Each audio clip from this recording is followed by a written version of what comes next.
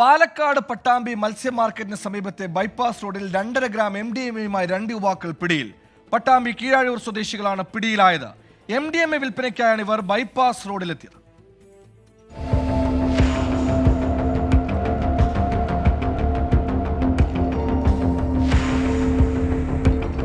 Bypass റോഡിൽ മയക്കുമരുന്ന് വ്യാപാരം നടക്കുന്നതായി പോലീസിന് രഹസ്യ വിവരം ലഭിച്ചിരുന്നു. വൈകുന്നേരത്തെ പെട്രോളിങ്ങിനിടയിലാണ് സംശയാസ്പദമായ രീതിയിൽ 2 യുവാക്കളെ പോലീസ് കാണുന്നത്. പരിശോധനയിൽ 2.5 ഗ്രാം MDMA പോലീസ് പിടിച്ചെടുത്തു. 8 പാക്കറ്റുകളിലായി വിൽപ്പനയ്ക്കായി കൊണ്ടുവന്നതായിരുന്നു ഇവ. കീഴയൂർ സ്വദേശികളായ ഷാഹുൽ ഹമീദ്, മുഹമ്മദ് ഷഹീൻ എന്നിവരാണ് അറസ്റ്റിലായത്. ഞങ്ങൾ ചെക്ക് ചെയ്ത സമയം അവരെ കയ്യിൽ നിന്ന് ഒരു 3.3 ഗ്രാം കവർ ഉൾപ്പെടുന്ന MDMA കണ്ടെത്തുകയും ചെയ്തു. അതിൻ്റെ അടിസ്ഥാനത്തിൽ അവർക്കെതിരെ കേസ് രജിസ്റ്റർ ചെയ്തിട്ടുണ്ട്. മയക്കുമരുന്ന് വിൽപ്പനയിൽ കൂടുതൽ ബന്ധങ്ങളുള്ളവരാണ് പ്രതികൾ. പട്ടാമ്പി കോടതിയിൽ ഹാജരാക്കിയ പ്രതികളെ റിമാൻഡ് ചെയ്തു. 24 പാലക്കാട്.